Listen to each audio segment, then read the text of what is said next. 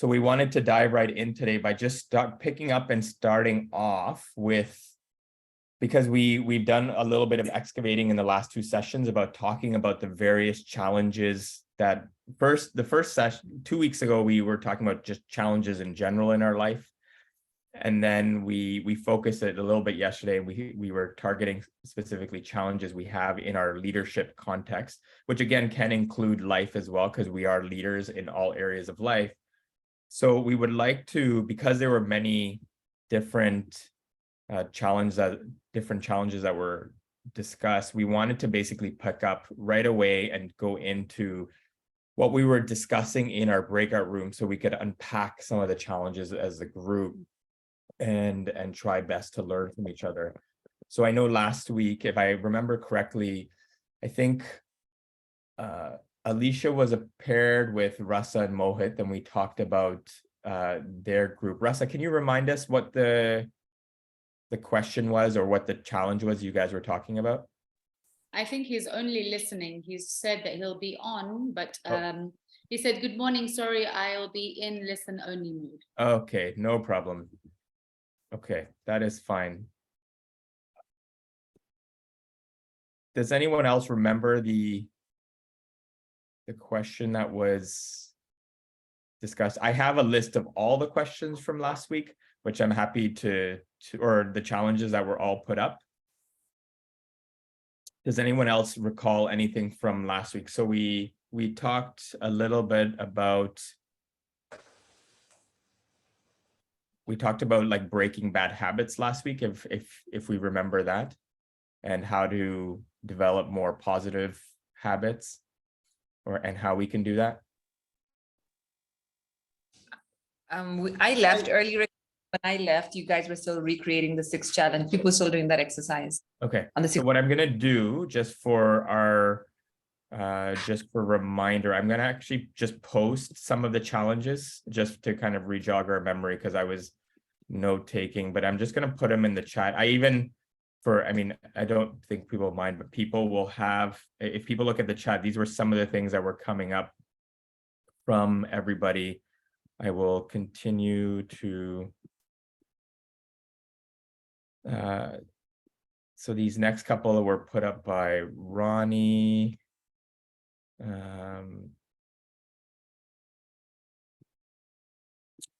These were,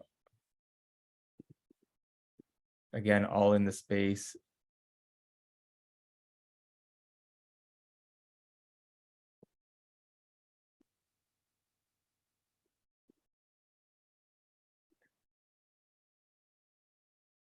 And then, yeah, these were some of the challenges that were put up from last week. Does anyone want, in terms of their own leadership challenge? I think Avni, you put some up, but I do have one from you, co-leading, not having shared values and goals with a team partner. Rasa had also put, I have Rasa at Mohit's too, sorry. So the plan is for the next at least couple of sessions, because we don't want to rush this part, but we really wanted to take the opportunity to go through as many of these as we could, so that we're really taking the opportunity to try to, because I'm sure in any one of the challenges that have been put up, either one, we've been through them and we have something to offer, or two, we haven't gone through them, but we may see ourselves coming into a challenge like this in the future. And we would like to maybe, get prepared or equipped. So I don't think there's any loss in talking about any of these. And I just wanted to see, just because I don't know what happened in the other groups, but can anyone else recall any of these other challenges that they spoke about? And if nothing has anything to share, then we would basically just start unpacking, we could just start unpacking as a group. But did anyone, just based on their conversations from last week, what we didn't cover, want to bring that up again, if they jotted anything down? Is this all ringing a bell from last week, the different things we put up? So It definitely is. I mean, I can remember talking about, I've forgotten her name. She was talking about the bad habits that she'd acquired from leaving her job to getting her own business. What's her name? I've forgotten. Alicia. Alicia, yes. So Alicia was talking about that, and everybody was giving their input about the habits. That's what you're talking about. I didn't actually speak just now because I think that we also, I was in a conversation with Ronnie talking about the different set of values that a couple may have, being the leaders, and the outcome of that could be conflict. And he was sharing his experiences of basically the gratitude phone call that you have on Sundays, Anvika, whereby with a broader set of family that you call each other in. And for a while, actually, he said that it was for his brother, it was just the same thing. And then after, I think 18 months or 1 year or something, out of the blue, he shared something which gave a really stronger, deeper bond. Wow, this is what my brother's going through. So I was to apply that, not gratitude so much, not that I don't want to apply gratitude, but we do that in terms of having a shared activity, to shared activity, which I haven't applied as yet. Yeah, didn't want to talk too much because I talked a lot last week. It's okay. Anybody else from last week had, I mean, I know we had pretty much worked through the one on habits, and then Ronnie had discussed the one on family. I'm curious if anyone has read the book, 7 Habits of Highly Effective People by Stephen Covey.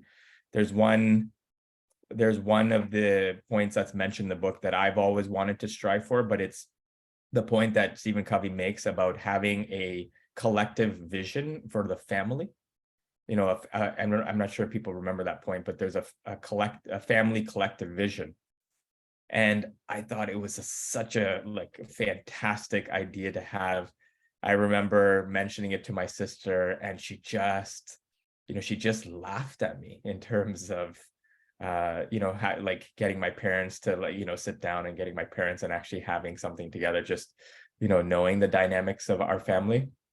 And anyways, I just wanted to see, and so we don't have one, for just to put it out there. And I wanted to just see if people, do people have something like that in their own families collectively amongst, the spouse, the kids, everybody else? Because I think it's a great way to bring people together on a kind of a more united front. But when there's so much, at least I'll just speak for myself, when there's so much, rift or conflicts either between people and the family members, if there's people who don't necessarily when you come from family of Indian parents, sometimes they don't really open up about really what's on their mind, and what's what if communication's lacking, then it's also a little bit hard.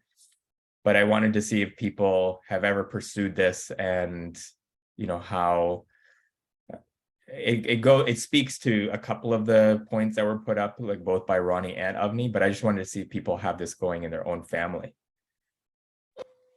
So I can share, Rick, and I would say at a collective family level, probably don't. At a business level, yes. And then we've attended multiple and done many vision boards where we have the individual vision. And it's so interesting that and it sounds so obvious and yet so not present. Do a collective family vision. It doesn't exist at a family level for us. And it's so interesting because now I think about every year for the last 4 or maybe longer, 6 or so years, New Year's Eve and New Year's Day, we do this kind of meditative exercise where we complete the year, everything we hope to accomplish, what we did, what we didn't, or what we accomplished that wasn't in the goals, and then what we want to create for the new year. But even that is at a very individual level, it's not at a collective level. So interesting to see this perspective. Interesting and also a bit scary, because what's there for me right away is What if there isn't alignment? Then that already causes disruption, right? But it's great to know where the misalignment is and work in creating the alignment, right? But no, we haven't got that in place yet. I find that families, many families will have a family trip that's very regular. They'll have, maybe weekly things, monthly things that are recurring. But I always wonder, do these, whatever regular activities we do, are they contributing towards a greater value or purpose that everyone imbibes? And I'm not sure, right? So that's why I wanted to put this out there for others, does anyone else have anything to share on this? Have they tried any suggestions? Yeah, I've tried many times, but I've had more luck coming up with strategic yearly planners with friends and coworkers than I have, unfortunately, with my wife. So I think it's easier said than done. I'd love to. I've been trying for a while. Trust me, I've been trying to do this since 2014 when I first heard the idea from Kavi. And I thought, this is incredible. I really want to do it. And yeah, just even getting people, because it involves working through also a lot of conflict to get there, right? And that is the part that's really hard for people to lean into, or at least I'm speaking for myself and the family. But yeah, I just wanted to hear, if anyone is having any potential success, to share their journey there. When you talk about trips, Rikin, so for example, the spiritual retreat in India, right? That was, for example, a conversation that we created a while back, and it finally manifested at a family level versus just individual trips, right? So I think there's things like that. But I, like, off the top of mind, if you ask me, was that a family vision? Yes, doesn't come right away, but the more I think about it, there are those kind of intentional investments where it's collectively as a family, whether it's adventures or treks or something spiritual related, where I think it's there, but it's some of it is ad hoc, some of it is planned. But I think there's definitely a lot more mileage that can be put into existence to have something more concrete, like at an annual game level, like what would success this year look like at a family level? That vision in place. Because we have that for businesses, and we're constantly speaking of Q1 and Q2 goals, et cetera, collective vision with our global strategy team. But that's so not in place at a family level. One of the things that I've tried to do is look at, I'm sure everyone has heard of the 5 love languages. And I've tried to collectively see in our family what is like a common love language that everyone would appreciate, and try to, focus activity or time around that. And quality time is usually one that everyone will appreciate. But what happens, or at least what I've also seen, is what happens in that time still, what everyone's idea of quality time still differs. And so you can use like the overarching principle, but again, like I've meditated and tried so many different permutations to move the needle on this one. But I also find that one is harder because some, families' ideas like, let's watch a movie together of, for quality time. Mine is like, let's chat about, life. Someone else's, let's just go for a walk. I mean, but again, mine is always usually centered around communication. Whereas some people's quality time is just being in the same room. Avni?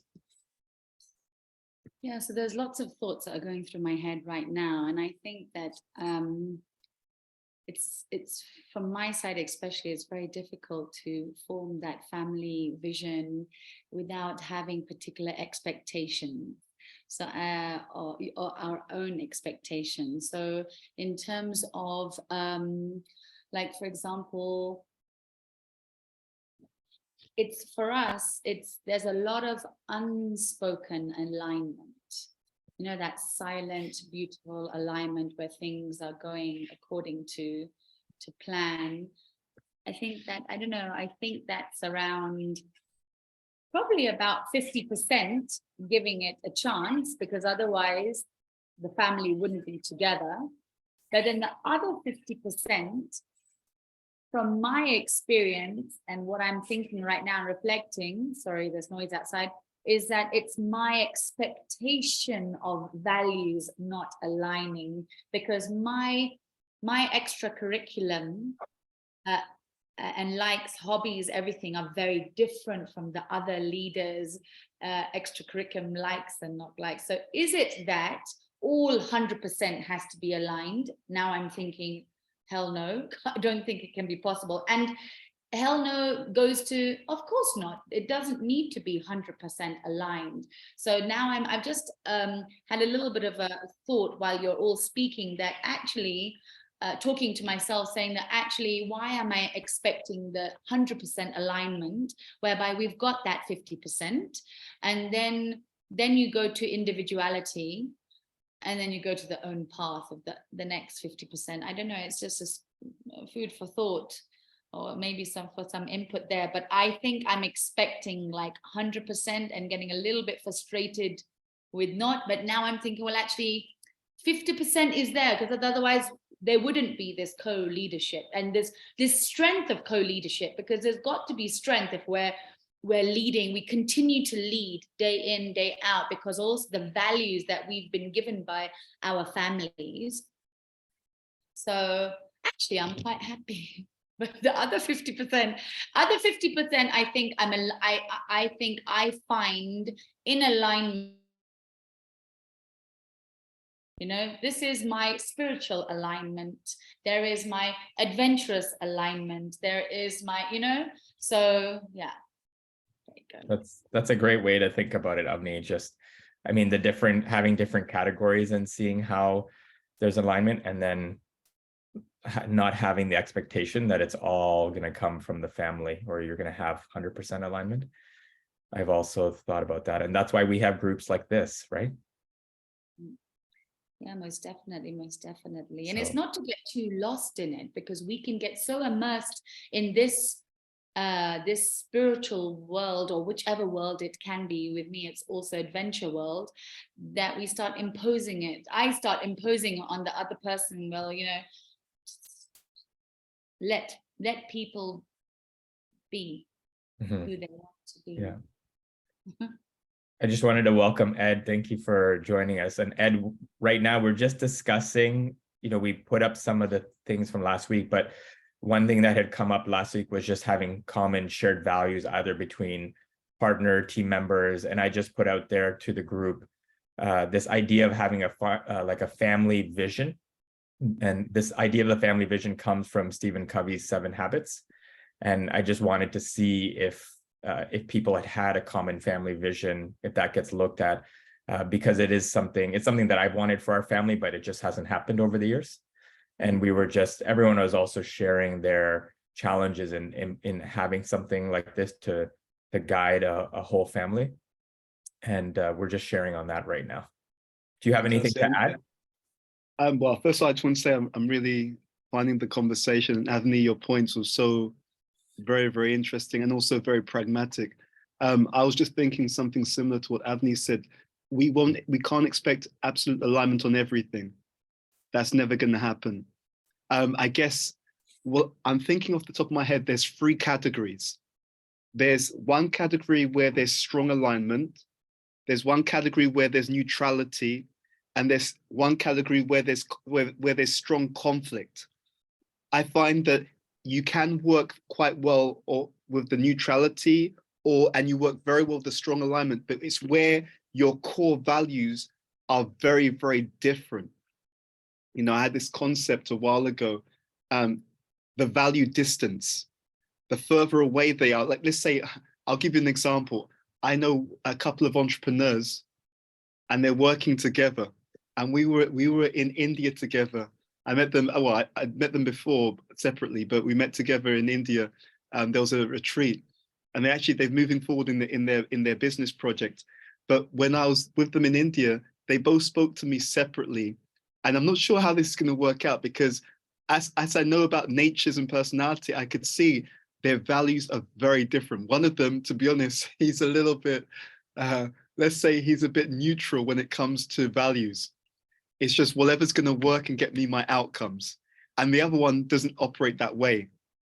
So I could foresee, and I still foresee, that if they're not very careful, at some point, there's going to be a major, let's say, a major disagreement about how they should move that particular project forward. And so what we were trying to get them to do there is have more and more dialogue and bring things to the table. Because as I was explaining this to Rick in last week, and this is something that I'm writing about at the moment, there are values based upon our nature. There were values which come from our upbringing, and then there are values which come from our association, and the three all come together in our behavior. And that's from a literature, that's actually from a Vedic literature called Parashara Hora Shastra. So in that particular Vedic literature, that point explains, if we're not careful, you sometimes get into a situation and you don't know that the person I'm dealing with, their fundamental personality style is very, very different. I'll give another example. My wife has one friend, and she's just had a child actually. But her and the husband is so interesting because I know her nature and his. Her husband keeps telling her, stop overthinking, but she's an intellectual. It's her nature to be very, very analytical, but he's very simple-minded. So from his perspective, it's overthinking. From her perspective, it's just being normal. And again, unless we understand those things, it can literally cause unnecessary clashes. Avni, did you want to say something? Yeah, thank you. I've never thought about that. Values from nature, your natural self, from parents, from associations. For me, I'm in conflict with association.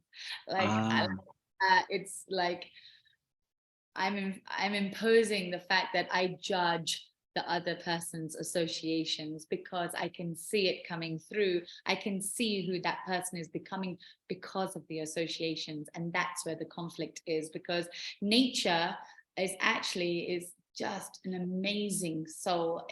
That's also very opinionated. That I think, who am I to judge? You know what I mean? But everyone thinks amazing.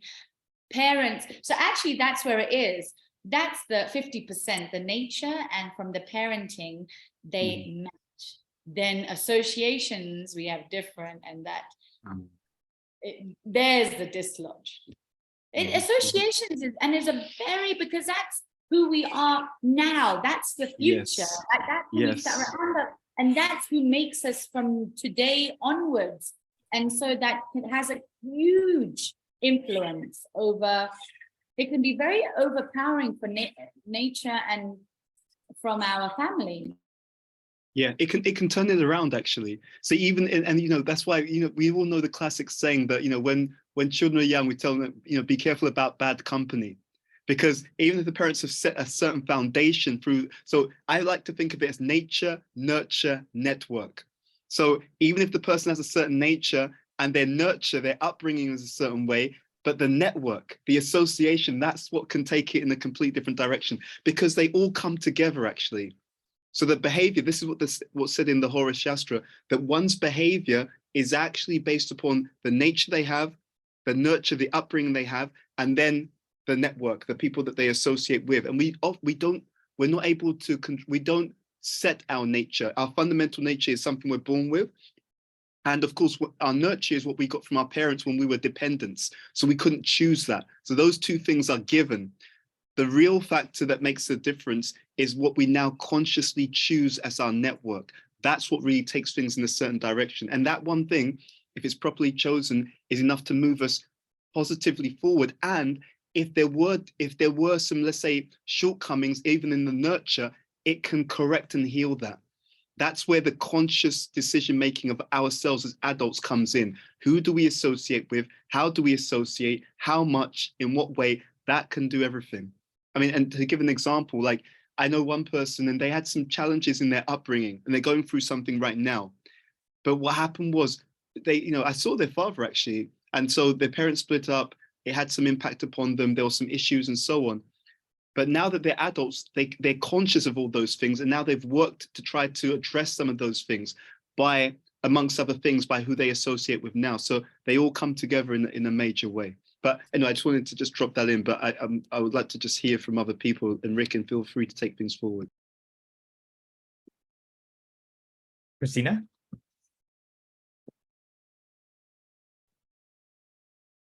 Yeah, so I can so relate to that. It just like looks like goes through to everybody's life. The same. I had an interesting also perspective on this, that actually with this expectation, which you Avni mentioned it, and it is that nowadays what changed, that we like expect everything from one person. What earlier has to be a society to fulfill these needs. And I suppose that especially by me, when this, I don't know, confrontation starts, when you feel or you feel a lack of some of your needs, so probably this identification and understanding. For example, you said quality time, such a different, I mean, you talk about the same, but it can be such a different understanding what is quality time. And from one is enough 1 hour, but looking in the eyes and you're just talking about the deep things, and another one can suggest beside, and it's quality time. And for me, like a problem arises when you do not have some kind other social round where you can meet this need. And then it starts really kind of escalating everything. And I mean, I'm not sure, maybe it's also kind of that you start also realizing the differences. It's also the process of a life, by seeing the person in another thing and also finding a way. So yeah, very interesting point you all mentioned. Yeah, thank you, Christina. That process of realizing also is also sometimes difficult to go through, because our false conceptions are eventually kind of washed away, and we have to let go of them, and that's also can be a painful process also, to come in touch with reality versus our what we would like things to be. Just very quickly, if I may, can I? I have a huge concern about the influence that social media and just the sheer speed that this world is going in. I mean, the fact that, we can sit on our phones and that's that's our network. And that's scary. It's not just the person you're sitting next to, it's actually what you're ingesting in whatever social media you're looking at. And it can be, and that's actually very cleverly targeted also towards the different people when you click different things. So that's one of my fears. And the latest fear is, and it talks about ethics, it can change your values in terms of this AI, whereby now you can just type in AI, kids can type in, write me a poem about Laikipia, or, and that's scary, because that's talking about your values are being influenced hugely, and you're tested, like in a big way, like, and very quickly, Ed, when you said nature, parents, or your where you've been born, your family. So I have very strong words of wisdom, silent ones from my mom and dad, and it's not only words, it's by visuals, how they, as I said to Rick in as to Ronnie last time, we don't do what people say, we do what people do, see what we see. So I'm seeing my dad being a trustee of various spiritual groups, doing a lot of philanthropy, spending a lot of times in the mountains, fulfilling his bucket list, being very, very, so it's seeing, but it's, so social media, AI, and so I'm just saying that I have that, those values are being thrown at me. So if I do something bad, I keep on being corrected, but that doesn't happen with everybody. Yeah, definitely, Avni, the points that you're making about it's a whole new world now with AI coming in. And I was just talking to, I think, was it Paul or somebody else was mentioning their partner being a teacher, and now it's hard just to even know when kids are submitting something that they wrote or something that was generated by AI, because it looks exactly the same.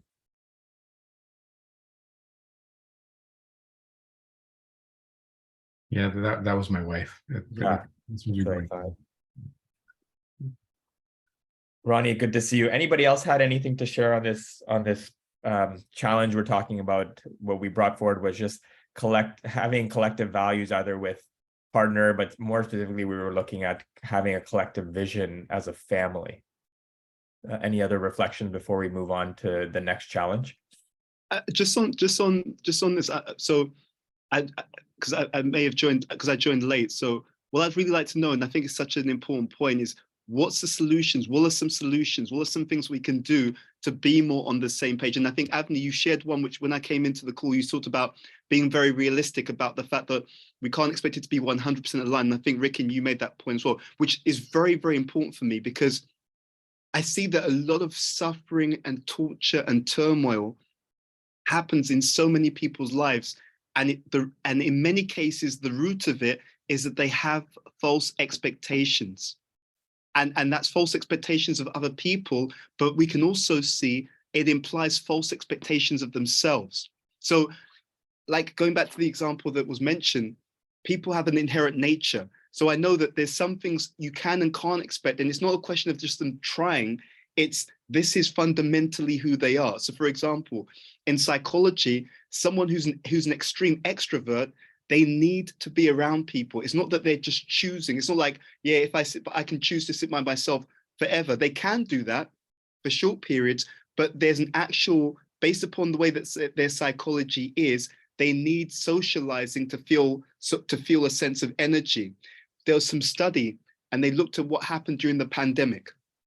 And they found that there were some people who, during the pandemic, because they were working from home, and maybe they were single, they lived in a one-bedroom flat or apartment, because they couldn't have the interaction that they normally have, because things were closed down, even socially, and they couldn't go into the work environment, those people actually had more tendency towards mental health challenges, because what they needed socially, they weren't getting. And it wasn't just a question of, oh, well, you can just be by yourself. It was actually, if someone has an extreme extroverted nature, it's something that it's deeply hardwired, And so again, someone's very, very introvert, they can't be around people all the time. They need to step away so that they can feel that they're recharging. And it's not a question of, oh, I just choose to do it. It's a deep need. And so I think knowing what the natures are and some of these things, it then lets us move into a situation with a key understanding of what a person can and can't do. And the thing is, which is very interesting for me, is some people, they don't know what they can and can't do because they've not been exposed to some of those situations. I'm sure some of you as business people, you sometimes bring someone in to your company and you quickly understand this person isn't going to work in this environment, or maybe the environment's too fast paced and they think that they can do it because maybe they've been told by people, you can do anything. I think a few of you know Jay Shetty. I saw one interview that he did and he made it was a very great point. And I love the way he put it. He said that we've been given this myth that you can be anything. He said, but the reality is you can't be anything you want, but you can be all that you are, which I thought was a very, very powerful way of putting it, because it recognizes that we do have some fundamental patterns.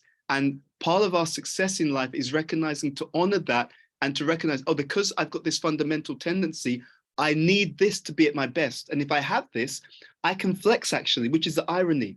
If I get what I need, it actually makes me more flexible. But the less my needs are met, the harder it is for me to actually stretch.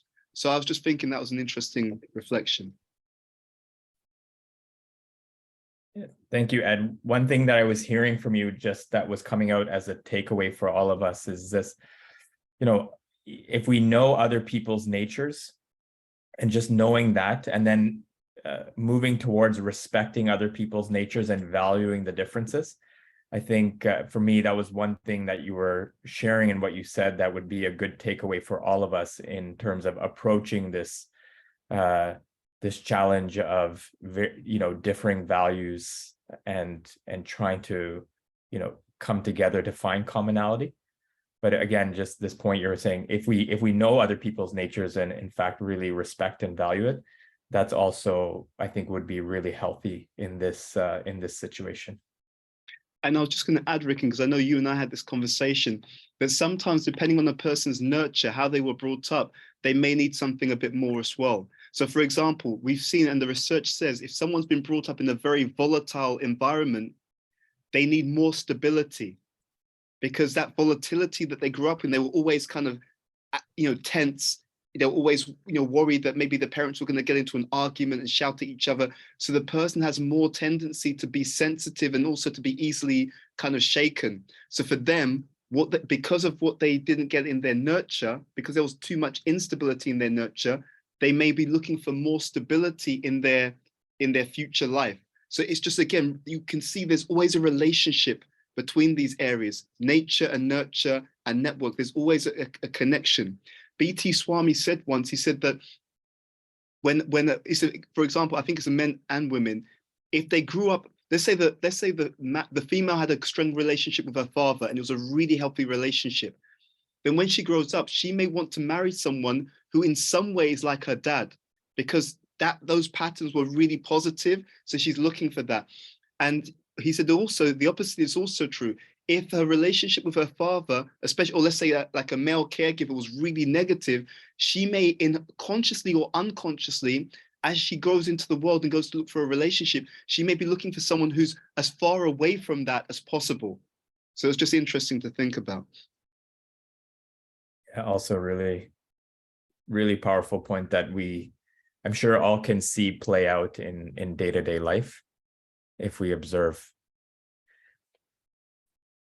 So I wanted to see if we could choose something else, another challenge that people contemplated or spoke about in their group last week, if anyone had anything jotted down. And if not, then we would go to a breakout room to unpack some more. Can we unpack it here, like with everybody? Sure, you just want to do it as a big group? No, it's just a suggestion. Sure, that's fine.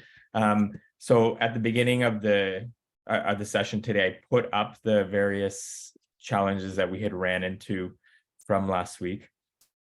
And I had just noted people's names down from what they had put down.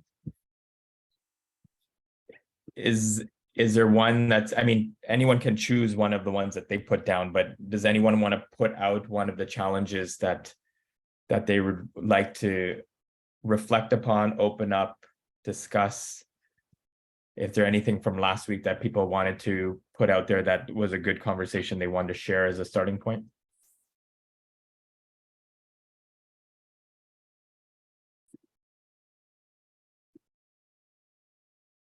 Okay, yeah, we can keep it here. That's as long as everyone else is fine with that, we can keep going with that.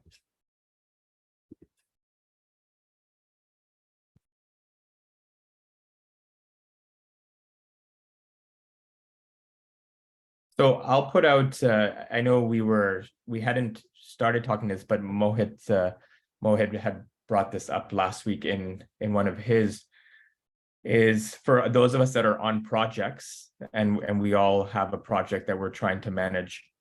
And I was wanting to get into this, but this the last two that I put on were ones from myself, but one of the points that I want to put out to others was continuing to inspire those that you are leading on a project you are passionate about and find important, and how we continue this, generating this passion, motivation in others, because otherwise the implication is that it can become, dry or stale over time. And I wanted to gather some reflections if people have ran into this before, how they've dealt with it, how they've learned, what they've learned along the way.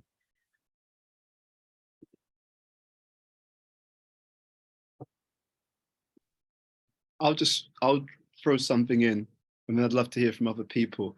And that is, what I found is that one of the duties of a leader is to keep a track of what the people that they're leading are feeling, and also to know those people so that they can then throw in different things to keep things interesting. Or maybe even if a project has reached its shelf life, maybe it's like, okay, let's end the project. Or I know that one of the interesting things that both BT Swami and also Radhanath Swami do is that they'll rotate the leadership, rotate the people involved in something at a certain point so that they all get a different experience. So either the team get a different experience of a new leader, that can keep things fresh, or the team, they each have responsibilities, but then they're going to rotate. So now the person who's looking after one area is now going to go and look after another area.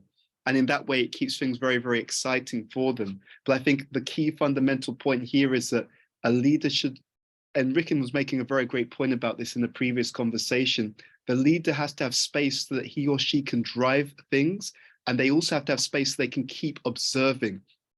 And I think that what happens in the modern model of leadership is that often the leaders are less effective because they're so busy doing and they're not spending enough time being or seeing. So if the leader's being, that means that they're investing in themselves. If they're seeing, they're paying attention, they're keeping an eye on the people that they're dealing with so that they know, okay, I can see this person is energized by this. Oh, okay, I can see this person struggling in this area. Oh, okay, I can see this, the team is now starting to lose energy. And because they're aware of it, they keep an eye on the team, they can intervene at exactly the right time to keep things moving, as opposed to leaders who don't keep an eye. They're not doing the being or the seeing. They're not doing the being or the seeing. They're just focusing on the doing, and they're the ones who miss those early cues. And then what happens is by the time they notice, it's now a lot more work to fix, because it's harder work to re-engage a disengaged person than it is to notice this person's starting to lose engagement. Let me keep that person, let me give them something else to keep their energy levels up. So yeah, that was my thought. Yeah, and it's a really good point, especially this idea of knowing how the people we're leading feel. And I have experienced that when we're in the doing mode, that taking that time to stop and check in with how everyone feels can be missed along the way when you're trying to continuously drive things forward. But if they're not feeling either inspired or even, convinced of currently what's still happening, then we lose people and we don't even know why or when it happened. So that was a really and I was just thinking in a practical way, what does that look like? Does that mean that you have, that the leader has office hours, on regular time intervals for people, just team members to come and speak to them? I find in that situation, you're relying on other people's motivation. And sometimes that doesn't happen because they're so busy, or they just don't feel comfortable sharing how they really feel with the leader. And then, or do you have something scheduled with all your team members, which can also become difficult because that may just not be practical either. Carving out the time for all of the people we're leading. I think Radhanath Swami said something. There's a place in New York called the Bhakti Center. And I was there a few years ago, and Radhanath Swami was giving a class, and he made a very interesting point. He talked about how the leader should proactively invest in building the relationships with the key people. And then by doing that, that's what makes people much more likely to approach you, to say what they really think, because they have to trust first.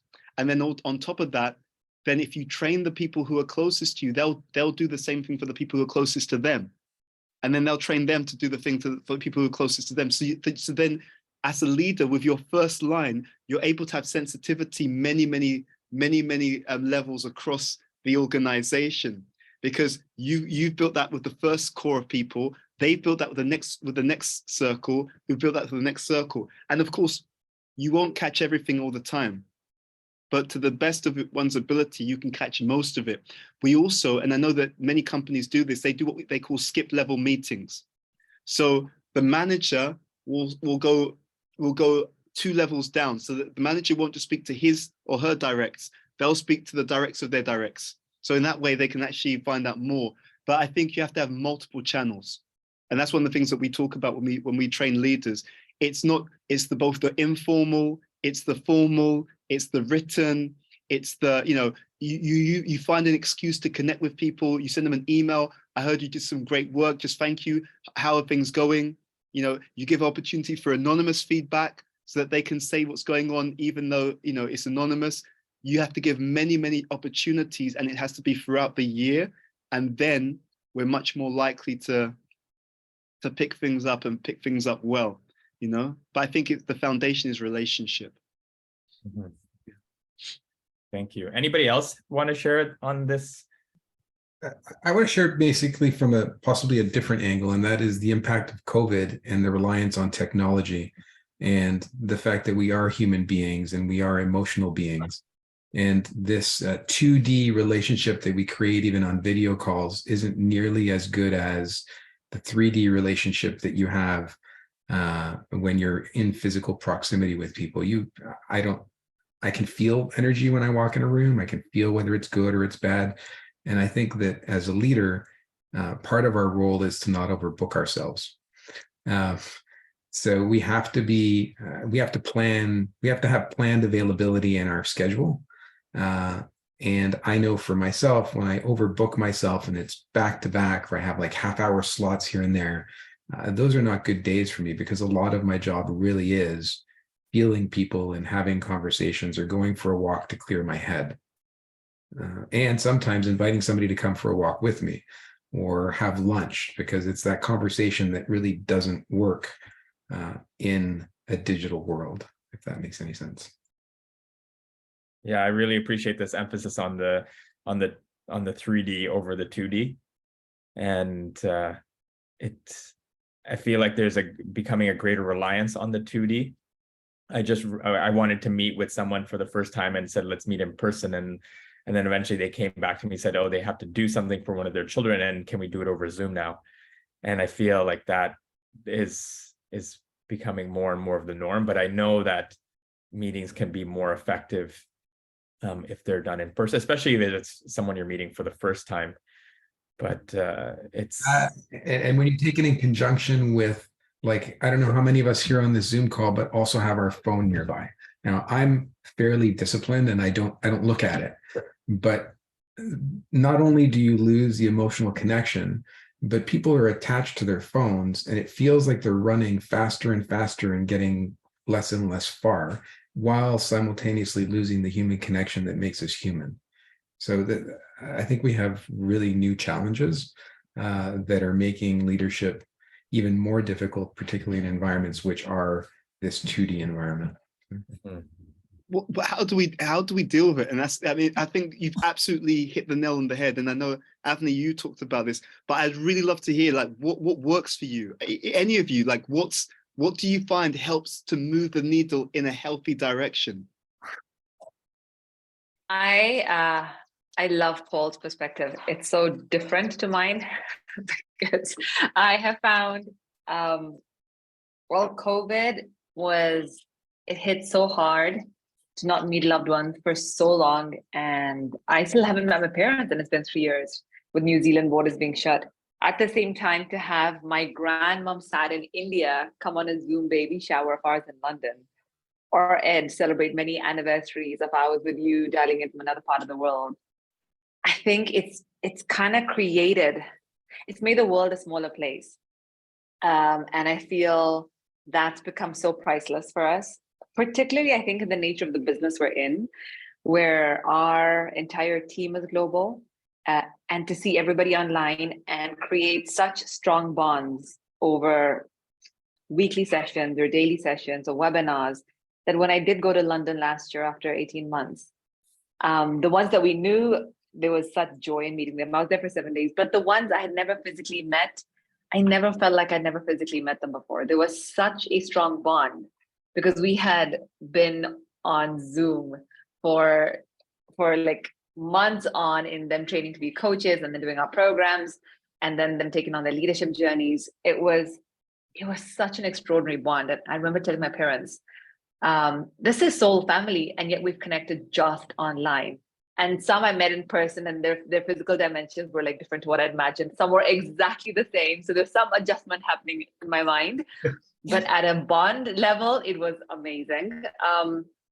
And ironically, and I totally get Paul's point about in-persons. My cousin came down from Canada last year, and just to sit on a couch once the kids were asleep and chat versus FaceTime makes such a difference. But I think there's best of both worlds. And I think as what serves us is how do we make the best of both worlds, knowing that we are riding this wave, so that we truly get to juice and benefit it all. And then going to the complete other end of the spectrum, I've only done coaching over a phone or on Zoom in the last decade. And now for the first time, I'm actually meeting somebody in person.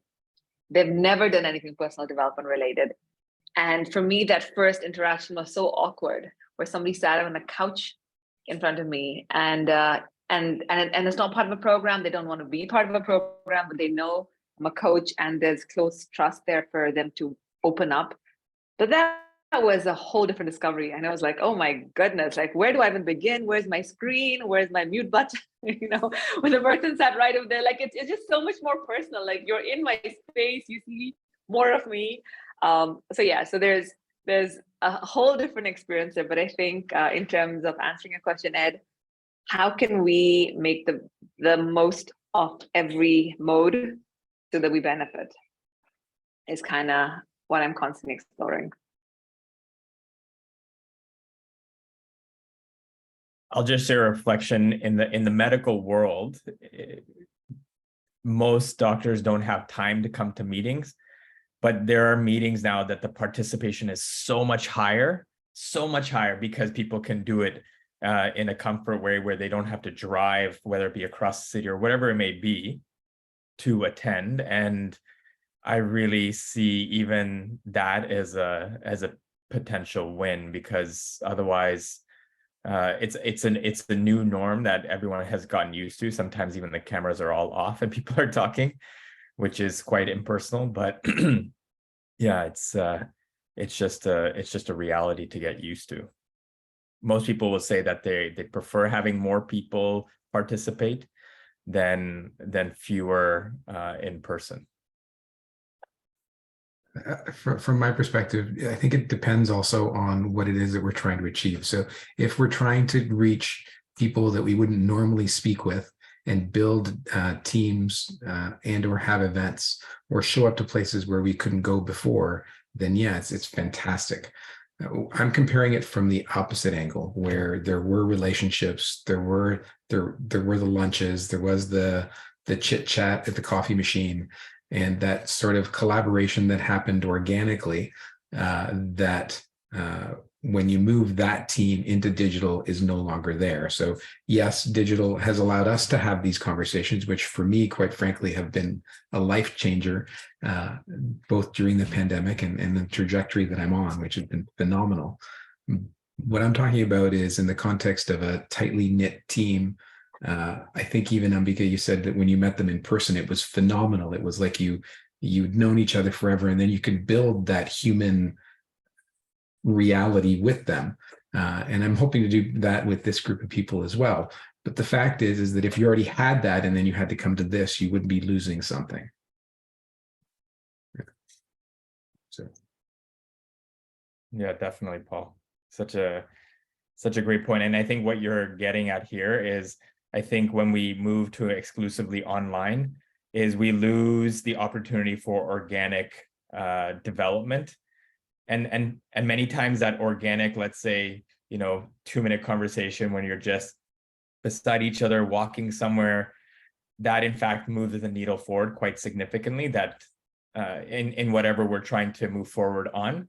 And that is often lost now, because it's just you schedule from like, okay, we have a half an hour block, and there's no kind of, we've lost the opportunity for transition times and things like the magic happening in those moments also. Exactly. It was to Ed's point about, leaders need to know their people, how they're feeling, and then make changes in real time. Well, if you're not in proximity to people, when you don't have a scheduled meeting, you lose that feeling. Yeah. I'm trying to figure out how to get that back. So I don't have the answer, but I do know that in leadership and trying to get people aligned and motivated and general happiness with my team, I am trying to get more physical interaction, at least sometimes. What you said, that like, as great as accessibility, attendance, show-up-ship is now that we're online, like to Ricken's point, where the ability for somebody to just click a button, get on so many events just is easier. There's something about actual, like there's this being on and then being fully on, right? You cannot be in a board meeting scrolling through Instagram. Maybe you could, but generally 95% of the time you couldn't, right? Even if you wanted to, the concern of what will people think will keep you away from your phone. Versus now, it may not even be social media, but you could be actually multitasking, doing other projects or other things, right?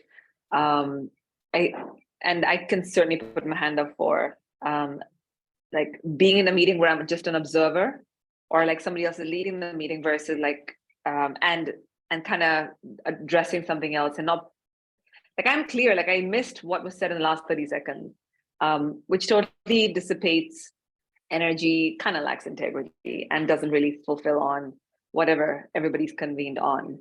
And so I totally hear you and agree with you on that point as well, just in terms of if all we're doing in this journey of spiritual enhancement is to become more single focused, then what this platform has given us, where we can connect in a click away, is like the access to gazillion different projects, initiatives, buttons, screens, tabs at the moment. So yeah, so there's that balance or that tension.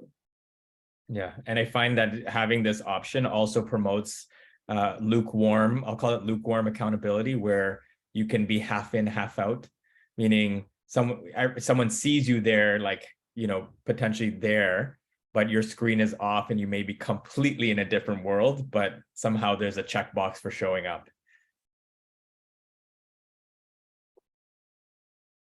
Avni?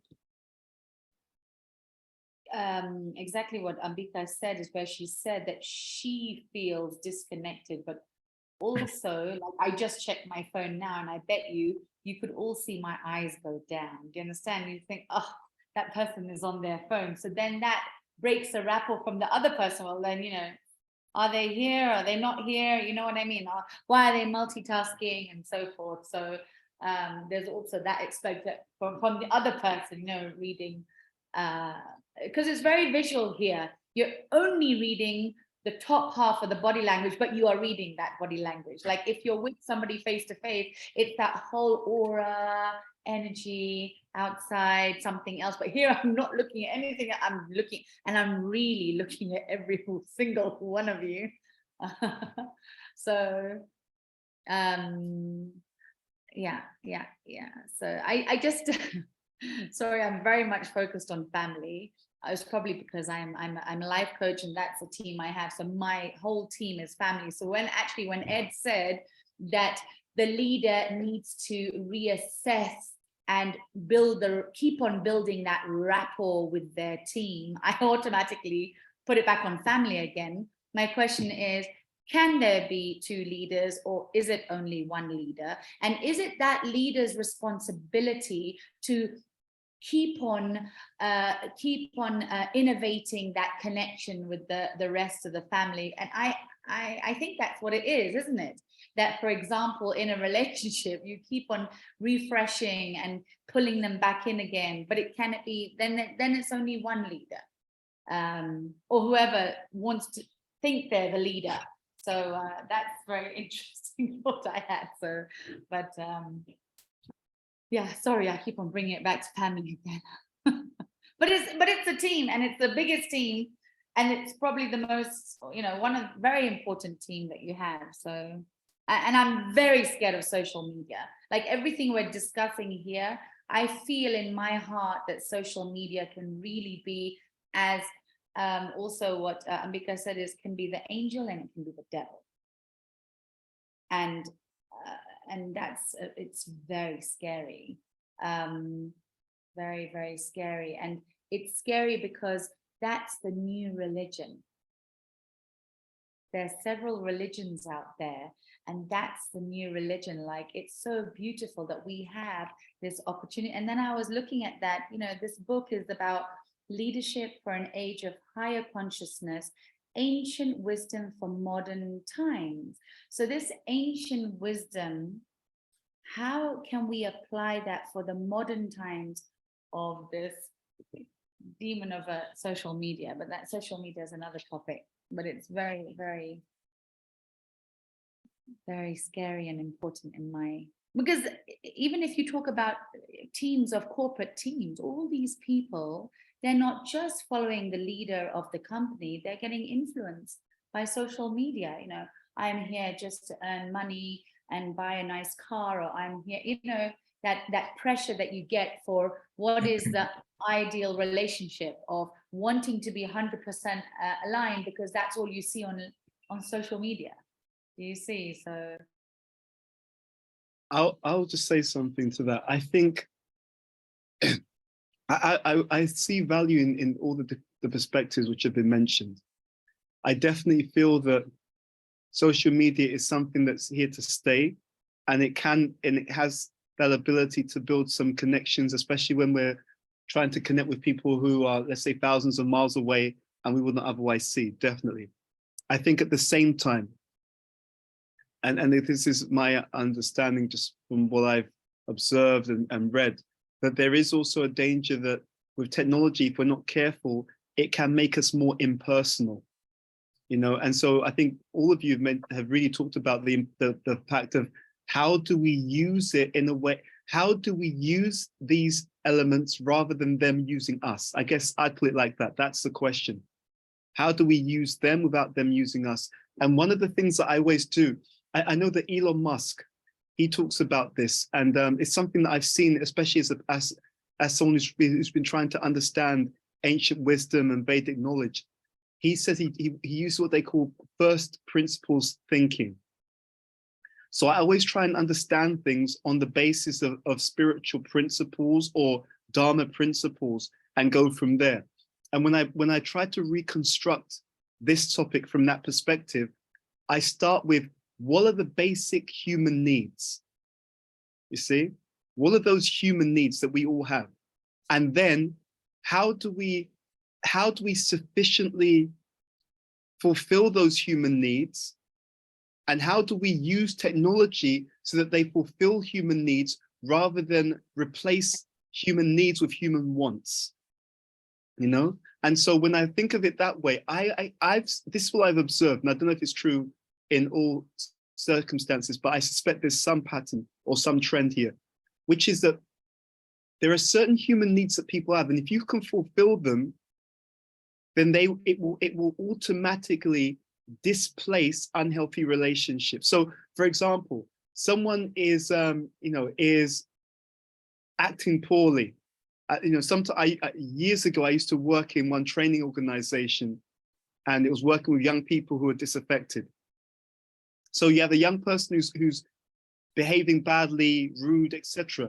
Now, when I dig beneath the surface, I find out he grew up in an environment where he was always criticized, told he would never become anything. So all of this acting up and playing up is really a call for attention.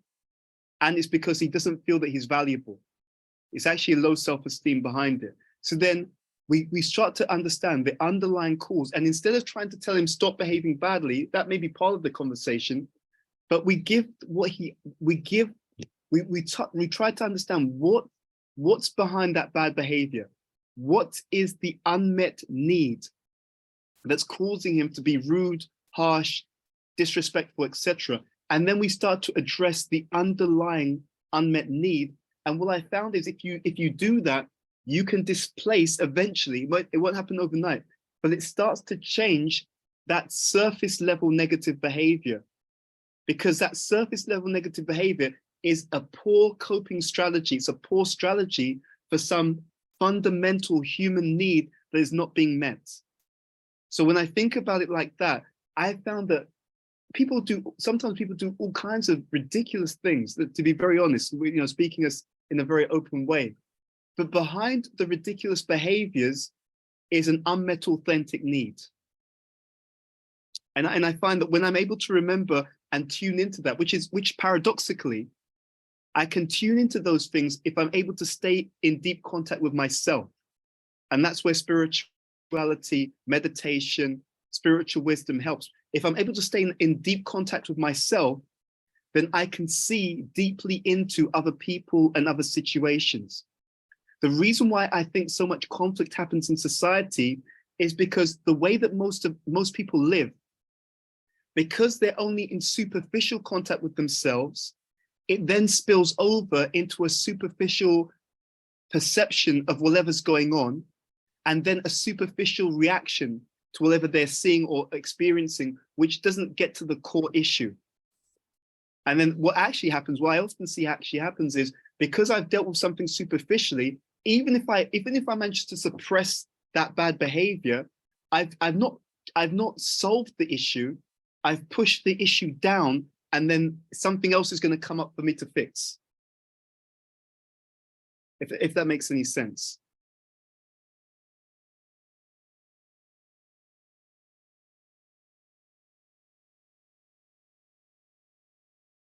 Yeah, I mean, all really great points. I really, just going back to what you were talking about at the beginning about just starting at first principles is a great way to start to unpack any challenge and see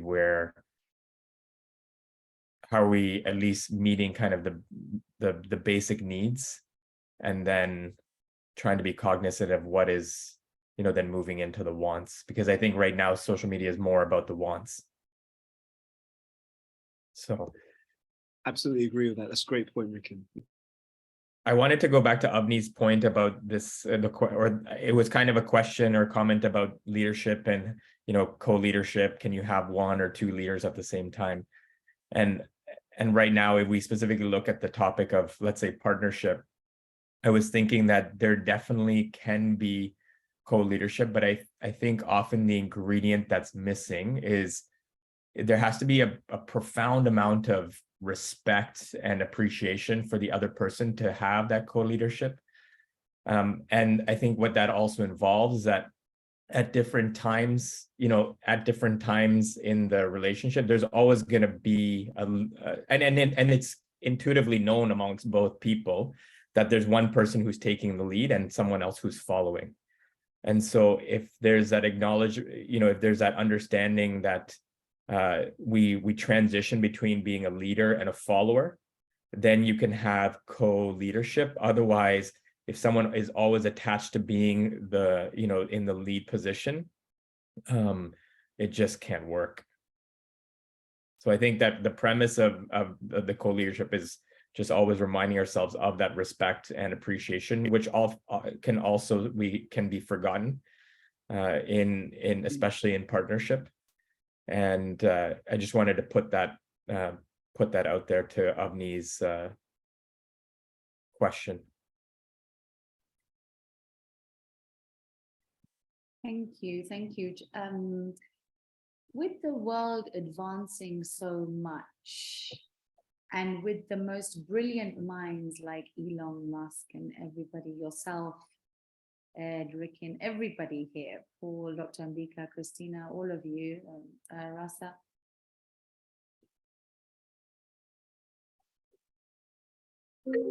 The world is advancing, yes, we know that. Social media, AI, and so forth, but I don't know whether it's only us or the higher consciousness, is that the first principle thinking that always seems to be so strong and so like it wins and it lays the foundation. First of all, why is it not taught in whatever manner in schools from a very young age? And why does it, as in Rikin also said, that social media is from the wants. It's really heavily biased. The wants seem to really outweigh this beautiful spiritual world. And it's not talking about religion, it's about being a really good human being. I just, why does that never win? In social media, like it just goes out there and infiltrates the world. Why is it written in the scriptures? Why is it always the underdog? I mean, I see it in my world, it surrounds me. That's all I see. But in the outside world, it always seems to be the one fighting for to be visible.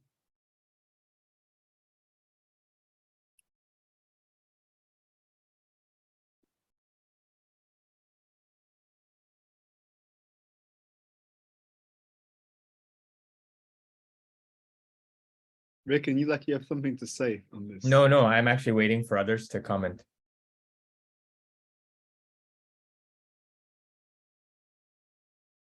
You said a variety of things, and I don't really know where to start. I do know that from a first principles perspective, I think we need to remember that we're humans and those are computers. And as humans, I think we have to go back to first principles and realize what we're good at. And it is the feeling and the being. The realm of the doing, AI is getting really good at. And the fact is that a computer will always go faster than a human at this point. So the more we're attached to the social media, the news feeds, the easier it is to forget those first principles. So I think, and we all, most of us came up from the Robin Sharma school of thought in terms of limiting devices and access. And I think that is more important now than it ever has been. So I don't know if that answers part of your question. Another one about social media and why is it that the negative takes off? I think that humans have a negativity bias, and the people that get paid for the ads have figured out how to get us hooked. Why hasn't, when the spiritual world is so powerful, why hasn't it figured out how to get people? Where's the money? Yeah, exactly. You can usually track most things by what's being funded. And I will also just speak to Avni, the point that you were saying is that, we look at, I mean, I can see just, again, like usually mine is always a perspective in the medical world, but we see the younger generation of doctors coming through and, most people will say their work ethic is so different. And I feel that it's so different because the world, like there's a greater influence in their life from the mass media and social media, which is a world promoting efficiency, quick results. How do we, maximize results and minimize effort, which, has, definitely has a place, but I think it's also pushing people more towards not working as hard and overall, that's one of the, I think, strong influences that social media is kind of bringing in. If we look at just kind of shifting of generations, that I can see just very tangibly. So it's, who wouldn't want to, get more for less, right? And I think this is this cheating mentality is what social media is pushing out en masse. I really Ambika. like the questions because it gets us to think in a different way. And I think, I don't know if I have a different perspective to the question around where's the money being put, because so it took me forever to get on Instagram, and Ronnie always insisted and said, you must go online, our business is online, go check it out. And I was like, no, most of our group, we're on Facebook, that's where we hang out, and I don't need another social media platform. And it'll just be a waste of my time. And then when I went on, I truly fulfilled the prophecy that it was a waste of my time, because I got on Instagram and followed all the Bollywood stars. And then I just turned into a stalker. And after a month, I went offline. And I was like, that was such a waste of my time. And then I parked it aside. And then he said, you can actually choose who you follow. Right. And then I went back on after several months and then cleared my account and only followed spiritual leaders. And that's where my Instagram account started. Radhanath Swami, Michael Beckwith. And it has become in so many of my greatest libraries now, where it's just become such a positive space, a space of entertainers. Did you guys lose me? No, a positive space from spirituality perspective, from digital content perspective, giving me ideas around content and reels and stories to put out there. And so I think from my own personal journey, what I'd like to share is, it's not that anything is inherently bad or good. It's really what we make of it, which when we say that way, it sounds so cliche, but put in a practice, just this whole Instagram example, I really did get to live it. And so it's as consuming or as constructive as we wish to make it. And now the just growth and scale and network ideas I get off of social media, especially given our businesses all online, is creativity around stories and reels, from doing 13-minute lives, if you go to now having to do a 2-minute live.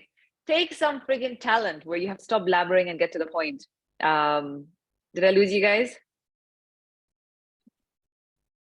Are you still there? Okay, cool. Yeah, so that's my take on platforms. So kind of to Ed's point around want and need, there is a need for us to be on those platforms because that's where everybody in our world hangs out. And then how do we make it most effective so that we're benefiting from that? Yeah. And I think the people on this call are probably going to be the people that are following the positivity. So I think that's why we have this common shared ground. So I think Avni's point was more, and correct me if I'm wrong, Avni, but more about the general population, right? Like in this group, I think we're very good at isolating ourselves into as much of a positive environment as we are able or know how. But I think Avni's point was, why is the world gone in not that direction? Am I understanding you right, Avni? Yeah. You then who the world is, right? Because going back to Ed's point, by association, if we are in some ways the nucleus of something, we have our own networks. And how are we or aren't we having that influence on the people in our worlds? And so when I left New Zealand and then went to Australia and then went to London, every country has a perception of another country, right? When I left New Zealand and Australia, they're like, why the hell are you going to the UK? People are so stuck up there. And Ronnie and I had been doing a long distance relationship for 8 years, or 6 years. And so I went there. And I didn't experience stuck up people. I experienced a whole world of personal development that I had no access to. And we created a gigantic soul tribe. And so I would say, I see more and more people in the West leaning in towards spirituality, meditation, which speaks volumes to where the world's at. But something we did, it's like, how do you shift our daily input so that we see that intentionality? What I mean by that is, our first couple of years when we were just working in the city, we'd wake up and watch the news and all we saw was negativity. And then we'd hang out at pubs after work, and then you'd hear gossip and everything else. And so it's what we're consuming that we then experience. And then we'll experience and then we'd go to spirituality classes, but they were so passive. They were 90 minutes for a week. And the moment we'd walk out of that place in Moorgate in the city of London, people were like, all right, should we head to a pub? And I used to have this internal conflict because we just had the most amazing conversation. And so should we have that drink or shouldn't we have the drink, right? Should we go out clubbing this Friday or shouldn't we? But then the more we just got into the personal development world, and it just catapulted to a whole new dimension, all those conflicts started to shed away. And so from my experience, I think it's truly what we take on, exposing ourselves to, going back to what we say in the Fit Banker world, ECH, the environment we put ourselves in, the communities we build, and the habits we nurture, give us access to seeing the world from the perspective we want to see it in.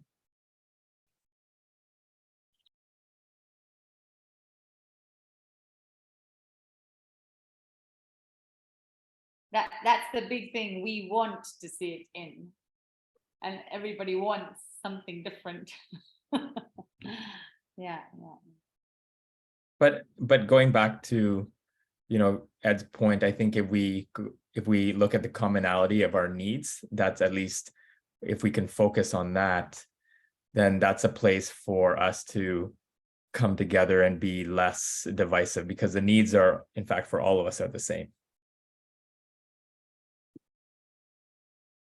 Did you have anything to share on anything? Yeah, I mean, I wanted to echo that point. See, there's my understanding is that we can fulfill needs in deeper ways or in more external ways. And I guess that's the difference between needs and wants, because I think that all human behavior is a strategy to satisfy some kind of need. And the question is it a good, lasting and healthy strategy, or is it more of a superficial, temporary and possibly destructive strategy? So I know that there was that section in the Leadership 2 book, and maybe we'll actually, I think we're still reading through, we'll come to it a bit later on. There's a table in the book which talks about needs and wants. And I've just been reflecting on that over the years, and how, yeah, you know, for example, the need that social media can satisfy is a person's need for connection. So maybe you've got friends, family in another country, you want to hear how they are, and you know, for whatever reason, we're not able to go over there, they're not able to come over here. So there's a need. Now, at the same time, if the need turns into something else, and so I'm not saying with this group, I think this group, if I'm honest, I think our group is atypical. If I'm really honest with you, I think that you know, all of us on this call, we're not your typical, we don't have the profile of the typical demographic global citizen, if I'm really honest. So because I studied this a little bit, there's something called persuasive design, and it's unfortunate, but they hire psychologists to design the apps. When I'm on my WhatsApp, if any of you send me a message, I will see a little thing in green says Ambika or Paul or Rikin is typing something, or they're recording something. And there was a BBC article, and I can send it to you if you wish.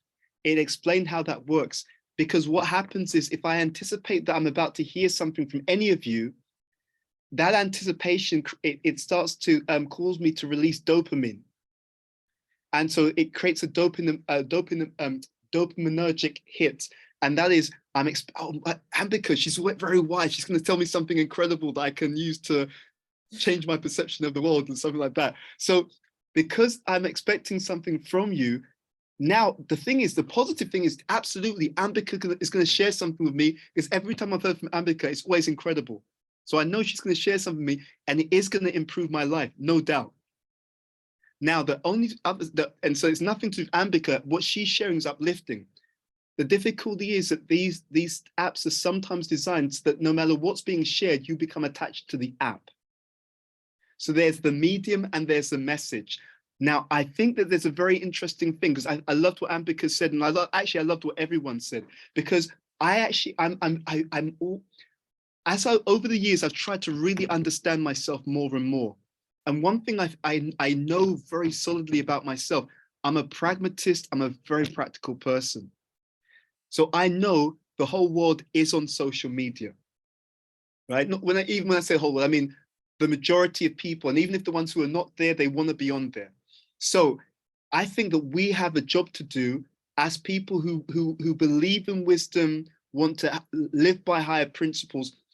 We have to bring the message to the marketplace. That's definitely there. I guess what I'm looking at in my life is, how do you bring the message to the marketplace without becoming influenced by the marketplace itself? And I think that's where everything kind of connects with everything that everyone's saying. Because I think, actually, if I'm honest, I actually agree with everything that I agree with all the perspectives which are being brought here. One is, if we care about people and they are all in that environment and they're all getting their information from that environment, and we want to uplift humanity, our message must be on that environment, and it must be there effectively. That's one side. At the same time, because we know that these gadgets and so on have been crafted not with the human upliftment of civilization as the goal. Let's be very honest about it. That wasn't, you know, the people who created it, they didn't think, you know what, how can I raise the consciousness of the global society? I know, social media. It was done with a very, very different purpose. So how do I use the medium to deliver an uplifting message without being brought down by the medium itself, you know. And I'll be honest, I kind of studied something around this, and I got one amazing clue. You see, and this is also from the Vedic literature, because there's a conversation in the Bhagavad Gita where Krishna is talking to Arjuna, and he keeps talking about the dualities of the material world, right? One who is equipoise is not disturbed in fame and infamy. He's not disturbed in happiness and distress. So what I realized, so I looked at it, I thought, okay, let's take that same framework. So if we have artificial intelligence, or let's say the artificial on one side, what's the counterbalance? And I think I've come through to, and I've been test driving this over some years, and I think this will really help humanity. If there's going to be more of that connection to the artificial technology, social media, the way to keep a healthy state of consciousness for not just for us, but for the entire global society, is as much as we are engaging with the artificial, we have to balance that with the natural. The opposite of the artificial is the natural. And there's studies on this. This is where I've been looking into this. So for example, living according to our nature, it makes us less dependent on and less able to be addicted to anything, including technology. There's some studies on that. Living like where if we use technology, but then we also step into nature on a regular basis, it can actually counteract some of the effect of constantly engaging with technology and artificial things. It can help to ground the balance. It can help to recalibrate. So what balances the artificial is actually the natural, you see? So for example, I'll give another example. B.T. Swami said in some classes that the reason why many people are getting ill is because the way that now farming is done, they put lots of herbicides, insecticides, all that kind of stuff. And therefore, the vegetables and the fruits don't have the same degree of minerals, vitamins, and nutrients than they did previously. You see? So look at what's happening. So on the one hand, you've got all of these genetically modified things. There's an article on the BBC yesterday that in the UK, they've just given the go-ahead to genetically modify, to sell food which has been genetically enhanced or genetically hacked. So they just got the go-ahead recently. Before, the UK wouldn't allow that, but now it's actually given the go-ahead. So that's going to start to come through over the next 5 to 10 years. So what are people doing increasingly? Because they know that their food's been modified and therefore it has some kind of aspects which are not ideal, increasingly people are taking to organic foods. What does organic mean? Organic just means natural.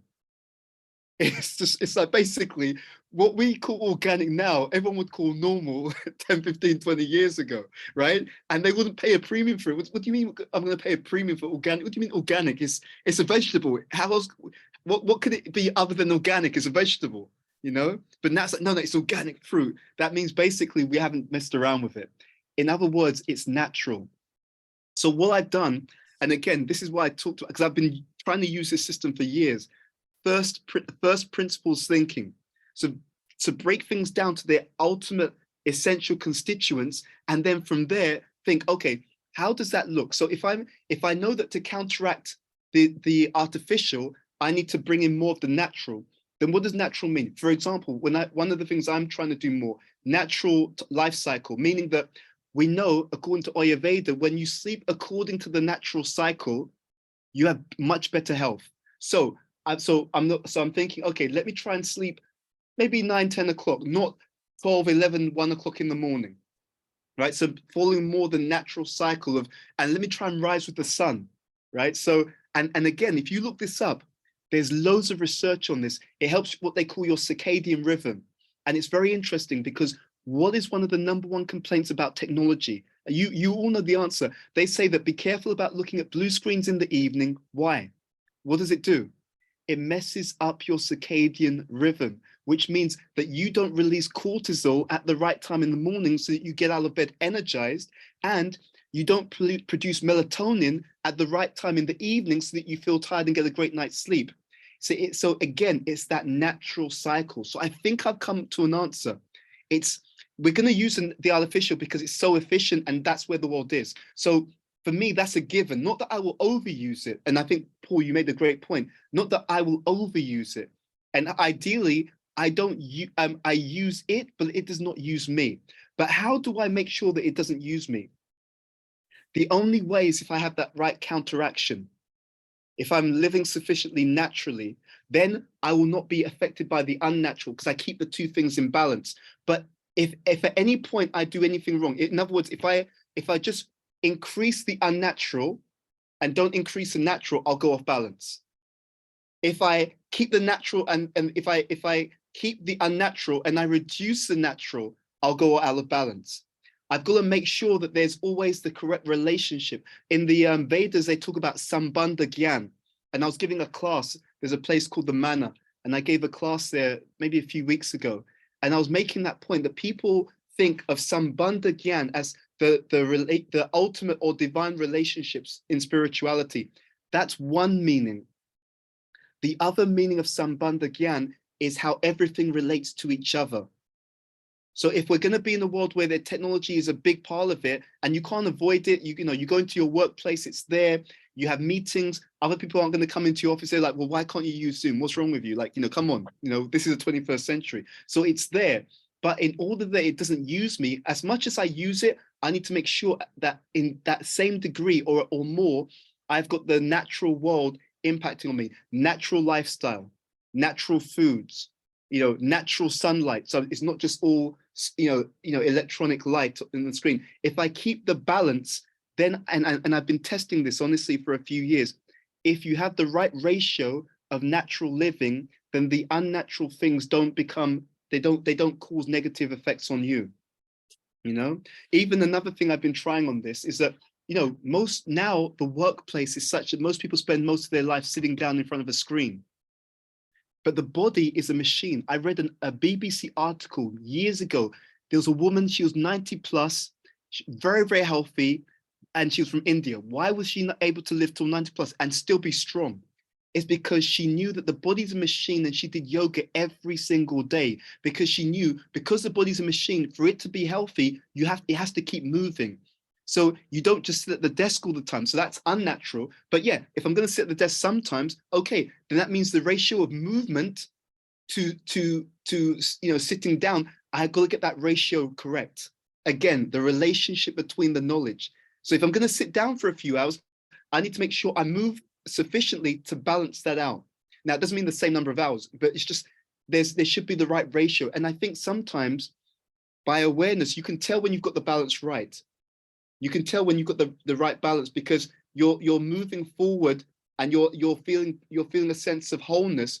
And you can tell when the balance is wrong because now, you know, your body unnecessarily aches. You're feeling a bit burnt out. You're feeling a bit exhausted. You can feel that something isn't quite right because the balance is wrong. That's how I've been looking at that. Yeah, I didn't mean to stay for so long, but I just wanted to share my thoughts. Love No, it. it's a really, Love it. yeah, really great perspective. And it was just bringing me back to the point that Paul was making before and just kind of harmonizing the 2D and the 3D that, you know, that if, you know, we know that this 2D is a reality, but really trying to, again, counteract and have that balance of the 3D.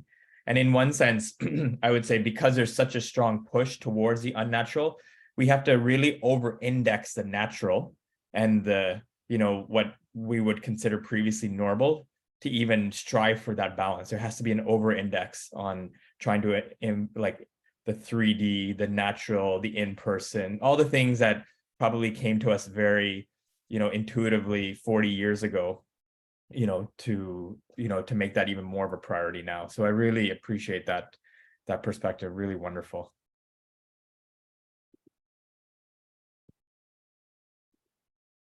Avni? Thank you so much. I've written so many more. So I love it when you said, from the point you said that one who is equipoised is not disturbed by the social media, what's out there. I love the fact that you said that you need to stay organic, that natural, as opposed to pesticides. And what the comment that Ambika said is whereby Ambika said that why isn't that person in your environment maybe or going a little bit skewed? And my answer to that, which is my eureka, which is we all know, is that when you are equipoised, you are doing the first principles, like for example, you are spending time in nature, you are meditating, the things that are keeping you on this beautiful path, you naturally, your aura, your actions, your approaches are so balanced and pure, and you're in awe of those people. Naturally, people around you are like, what are you doing? I need to be doing the same. They're watching you so intensely. So it's not actually, so it's not the devil versus the angel. It's more like the angel has a lot of strength and is changing people one by one. Yeah, it's that one soul by one soul, but it has more of a, hopefully a more of a strength. So I'm going to, I have to, and I know I have to do it. It's just that I am in awe of the people who I watch and their Instagram posts about being equipoised and living that natural life. And I need to be that and following that to be able to influence in a positive way my environment. So, and it's so true. I know I'm not moving forward because I feel so lethargic and down, but I know when I am moving forward. So yeah, I love it. I love everything that you've said. And what, bringing it back to Robin Sharma, is seeing this as an opportunity. You know how you said using social media and the mediums now in a good way, and we have to use it because it's there and it's there to stay. But as Robin Sharma would say, and a lot of people say, see it as an opportunity of how to make a difference in the world in a positive way, which I know all of you know and are doing. So yeah, I love it. So many love this. Thank you. Thank you, Avni. On that note, we should wrap up. But before we go, Ed and I just wanted to announce that we finally have a tentative date booked for our retreat. And I dropped a link to the location in the chat so everyone can open it up. But what we do need to know is that it's a tentative booking, and we couldn't go with the original date that we had that I put out there because of just they weren't available. But we were looking to basically have it from starting the 20th Saturday afternoon to ending the 23rd morning, which would be the Tuesday, kind of leaving by around lunch of May, right? And so if people have an idea if this is possible or not, we would like to know as soon as possible.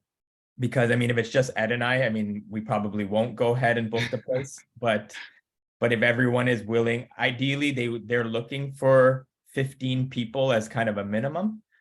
And so there's all of us here. Obviously, we can tell the rest of the book club that's there.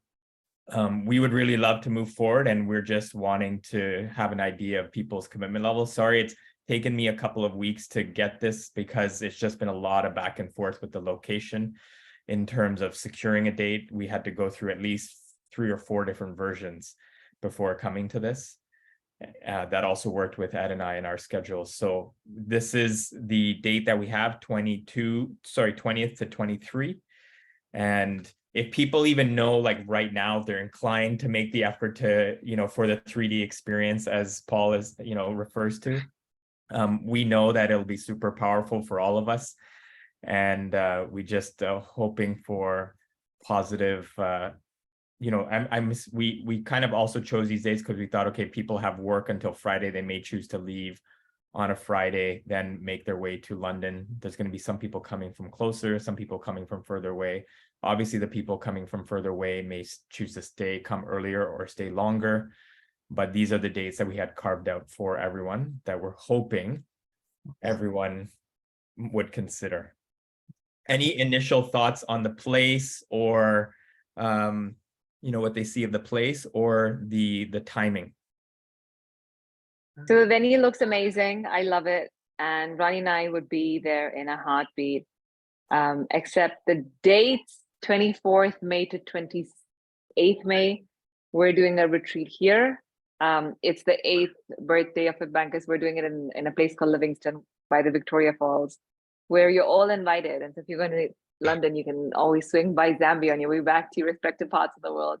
So I think just because it's literally, you will end the day before and then the flights from a pure feasibility perspective, I think it looks really slim, which is such a bummer because it would be the perfect reason to come back to London to do this. But I'm still going to put it in our calendar as a hold in case something shifts in the universe and either one of us could make it. Okay. Can you put Thanks, it in the ladies. chat, please? So I can just click it. The link's in the chat. The link to the retreat is in the chat. Yeah. Avni? Oh, it is? Yes, the vedanta.org. And on the topic of co-leadership, I'm going to have to ask my wife. That's always there. But yeah, I'd love to. I do know that I think she's got people coming up to the cottage that weekend. So I have to ask and see where that goes. But it would be absolutely awesome to see her in person. Sorry, Thank you. can you put it in the WhatsApp? Oh, the WhatsApp. Okay. Sure. I can also put it in the WhatsApp. Can I recommend that maybe if people, obviously it seems like a few people just need to go check, go away, look at it, come back. Maybe if we could ask what would be a good timeline to hear back from those people, right? Because I know that you may have to speak to your wife, partner, that you have to check your schedule, everything's going on. Because I'm thinking also because Rickon's, been kind enough to get that hold in terms of those dates. And I guess it's good for us to know relatively soon, if possible, whether we have a critical mass who can make it, because then we can either tell the place we're definitely on and move forward from there, or we can say, look, we couldn't get that critical mass and we're going to have to, reconsider how we do things. What do you think?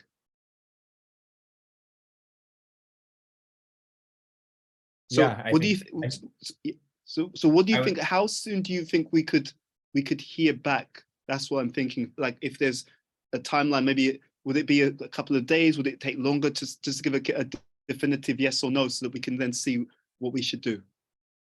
The dates again are 20th of May to 28th of May. Are you saying that? Sorry. No, 23rd. 23rd. 20th to the 23rd. Yes, 20th to 23rd of May. Oh, I wish It'd it be was a 3 week. nights, I wish 4 it was days. a week. Yeah, I wish it was a week afterwards. That's half term for the children, for my children.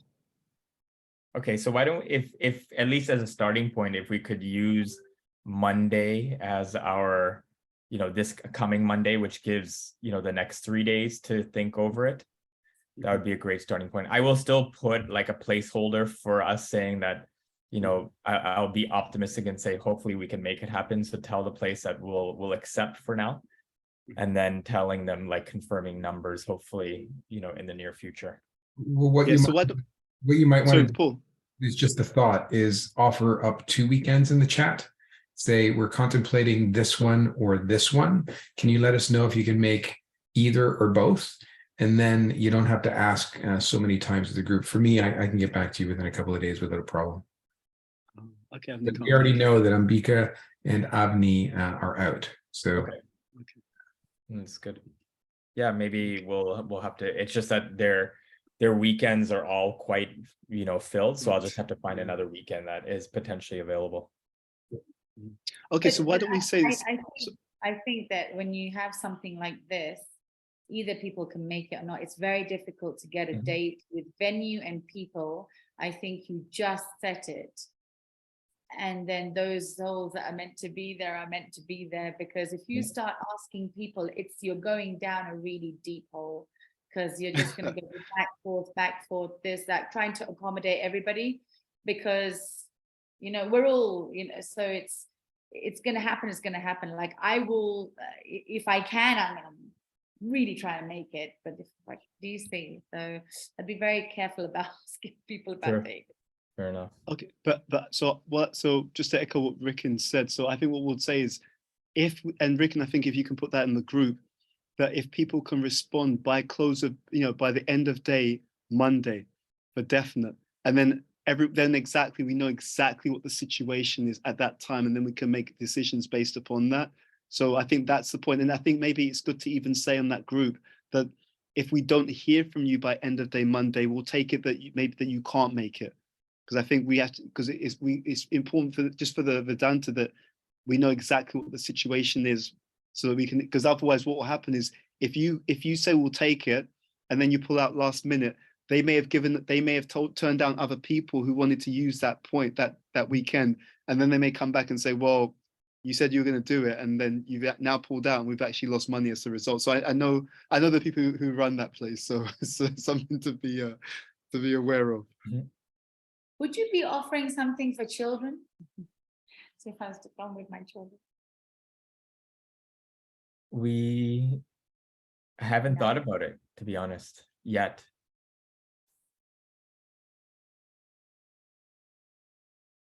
It's something we I think the thing to do there is see if there's facility for that, and facility means space, meaning that where would those children have play, and I think that's important for them to have play. And second, who space and facility means someone who's actually dedicated to supervise that play, who's qualified. Because if we do something for children, we have to make sure it's done well. I really believe in that. If we do anything and the children are coming, they have to be looked after as well as the adults.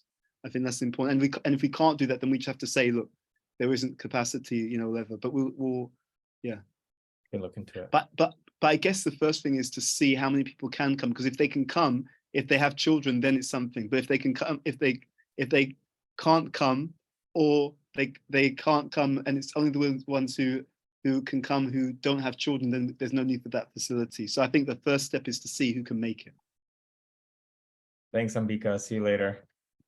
Yeah, thanks, Ambika. All right, on that note, we will wrap. It was so nice seeing everybody, and look forward to the replies. I will put the information in the groups, and we'll see everybody next week. Thank you, everyone. Take care. Have a great weekend.